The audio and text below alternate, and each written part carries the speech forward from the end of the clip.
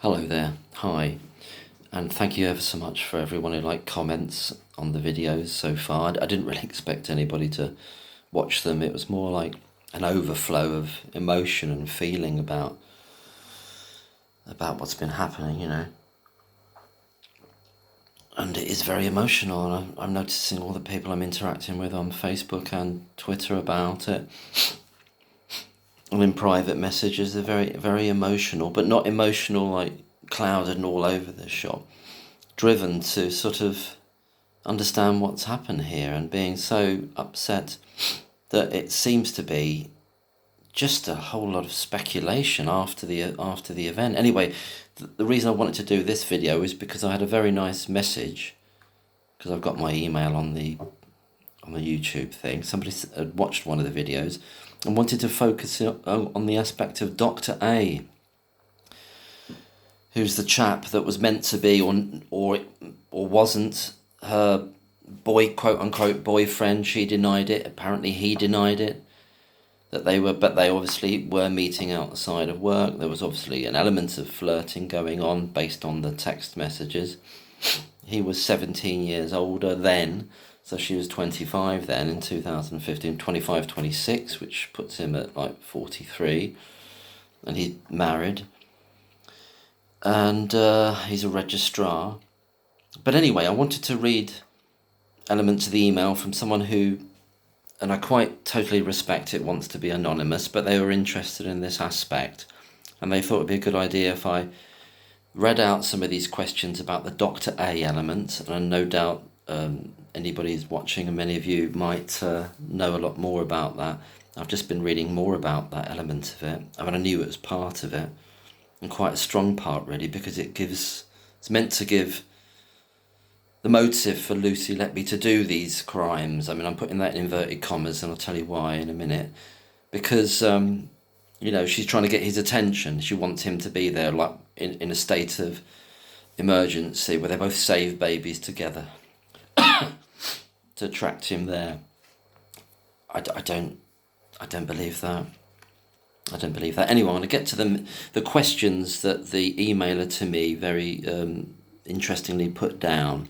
So these are the questions that the emailer who'd watched the video is asking about Dr. A. Number one, what do people think of the published text messages sent by Dr. A? So he's anonymous, you know that. He was allowed an anonymity, but for quote-unquote legal reasons, we don't know what they are. He moved to another hospital, but anyway. What do people think of the published text messages sent by Dr. A to young Lucy Letby?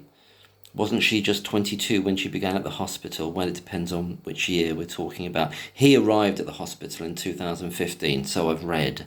I mean, I'm hoping all these details are correct. That was in ghastly mainstream media articles, but in which case she is, she's 8 years, she's 33 now, so she's 25. When they first whether they're interested in each other, they start flirting or knowing each other, and then, going for meals, etc. Having lifts in the car, texting, Facebooking. Right. Second question, why did Dr. A send Lucy Letby heart emojis and similar such affectionate text messages, but then apparently say in court this year that Lucy Letby was the one with unrequited affection for him? Next question. Are love heart emojis the sort of intimate communications that straight, married male medical registrars normally send to female nurses they work alongside in a hospital? Next question that the emailer put. Why did Dr. A go to Lucy Letby's house, take her on day trips to London, go out with Lucy Letby on his days off, including apparently after she was moved off the ward and transferred to admin duties while the police investigation proceeded?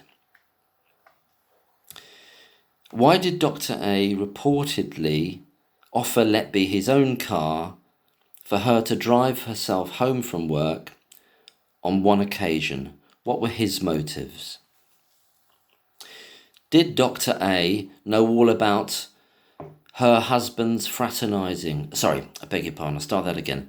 Did Dr. A's wife know all about her husband's fraternising with Lucy Letby, including his midnight text messages, love heart emojis, and his days off spent socialising and travelling to London with Lucy Letby? And finally, from this very kind message person who sent the message, what do you, me I suppose, and other people think, anyone listening, about Dr. A's reported behaviour and maybe his credibility as a witness in this case? What would a quote-unquote reasonable person make of Dr. A's own conduct? So that's the end of the questions that were sent to me, and thought it would be an idea to ask people to consider those and see what you want to say about them in the comments, if you do. They are all interesting. This idea that, I've read a few articles now today, and had skirted around it when I was listening to the trial. But the idea that she was doing these attacks on babies, some which were fatal, some which were involved the crashing of the baby, so injury, but they survived. It says in these articles it happened on at least 4 occasions. So he's a very important figure then, this guy, because he's the reason, he's the motive. They needed to find a motive after the event, so they've got this guy now that she's interested in. Oh, it's him. She needs to get him on board. He's bleeped, so he's the one that's going to come, and they're going to be heroes together. She'd be very close together. This is what the prosecution guy said. Did you want to have something to talk and text about later? I just cringe. Anyway, but as they say in the articles, he was available on 4 of 13 of the occasions. So where's the motive for the other, 9? Well, no, 30, 4, 6, 9. Where's the motive for the other 9 then, if he's not available? And she would know whether he's available. She's in text contact with him all the time. She knows. So where's the motive? That's gone then, isn't it? It's exploded. It's just blown out the water because they've only got it for 4. They've got it out. They've got it for less than 1/3 of the alleged attacks. The motive to get him there. It's very sly. They say, it's at least 4, but they don't say, well, what are the other ones then? It's that sly, slippery language, which is meant to make you think, maybe it was all of them then. But no, they haven't got that. Otherwise, they'd say it. Because they talk about the 4, they talk about that he was definitely there. But he was there for 4 of them. So she's doing it kind of randomly when he's not even there then, so he can't come. And they can't be do this heroic act together and have this intimate bonding in an emergency situation, some kind of Munchausen thing to bring him closer to her. It doesn't make sense. To me, it doesn't make sense to me. And one of the things I've put a number of times on Twitter is this idea. You've got a serial killer who's suspected, and she knows very well she's suspected. And there are meetings going on about her. And instead of just laying low or moving away, moving to another hospital, she takes out a grievance process, goes to a mediation process, which ensures that these consultants have to write an apology letter to her. That's going to make them really mad. There was an issue, I need to get the details of this, but it's just in the back of my mind. Something happened with this Dr. Gibbs guy, the main consultant, where Lucy had, I think, annoyed him by reminding him that he hadn't done something with a particular machine, either turned it off or on. That's something you can look up, or I'll bring up another time. But there's something there, I think, that she was very conscientious and skilled, and I think they just didn't like her for that. I think they saw something in her that was above and beyond in terms of care, and they thought, well, why aren't you being submissive to us? That's my personal feeling here. But, they... God, I need a drink. They, if you suspect somebody of murder, are you going to write an apology letter to them? Are you going to do that? Are you not just going to go to the police? They got the bit between their teeth. They got on that train and they kept on riding. They wouldn't let it go once they started. And her sticking up for herself, her trying to protect her name and her honour and her reputation by taking them on. What is a grievance process? They took her on. She took them on, making them feel quite small. Consultants having to apologise to a nurse in public, having to read it out to her. In among the other colleagues, with the nursing manager there that stuck by Lucy all the way through. And apparently we hear through the back channels that her colleagues still believe in her, but they're frightened to come forward. It's like there's a kind of Stalinist grip of fear in these places. Where was I? So yeah, Dr. A, he is critical, isn't he? Because it gives the prosecution this motive for why she's doing it. Because without that, there's nothing. I mean, it's so specious anyway. It's such a grab. I mean, God, in hospitals, people working on these nights, there's going to be all kinds of flirtations going on, whether people are married or not. It's just the way of the world. It's just what happens.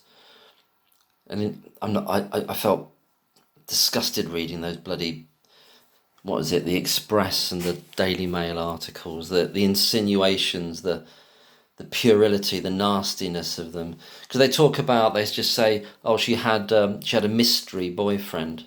Well, that's not how she'd describe it. She just wanted to keep somebody out of it, didn't she? She knew everything was building up and she didn't want somebody else's life in the spotlight. That's part of her kindness and that's part of her consideration. She's not saying he's a mystery. It's them that have given this guy that name, Why should he be known? Why should he be known to these rags, these bloody hacks? Am I overdoing it? I don't know. It's just really upsetting. I just don't think there's anything. They let that Dewey Evans get away with all that stuff. They didn't come back on any of it, on the alternative theories about why insulin might be there and why it might not be exogenous insulin. Synthetic insulin might have come through, been produced by the body because of a host of different other reasons. They didn't do it. So it's kind of like the defence said, well, it's kind of like their angle was, well, there is a murderer, but it's not Lucy type of thing. You can't prove it's her. Whereas the angle should have been that there were no murders here. Maybe they did that to a degree, I don't know, but it's feeling like they messed up. I think they messed up. They didn't. Yeah, the plumber's a good idea because of the contamination of the water and what that might have done. July 16, Lucy's been put on sort of desk duty. She's out of the unit. That's when they stop taking babies, premature babies, less than 32 weeks when they're born. That's why the figures go down initially. Nothing to do with her leaving. But then they start to go up again in 2017 and 18 when she's not there at all. It really strikes me is that it's a real plank, because the prosecution obviously made much of the idea that she's trying to get that guy there, so she's attacking the baby, she's undermining its, doing whatever she's doing, pushing air into its veins, milk, rupturing the liver, doing all these kinds of terrible things to get this guy just to come and help. But he's only there for four. He's only available for 4 out of 13. But why is she doing the other ones then if he's not available? Where's the motive gone for all that? I just don't. Anyway, that's the video. Thanks for listening. Sorry if I'm a bit manic. I just feel, anyway, thanks, bye.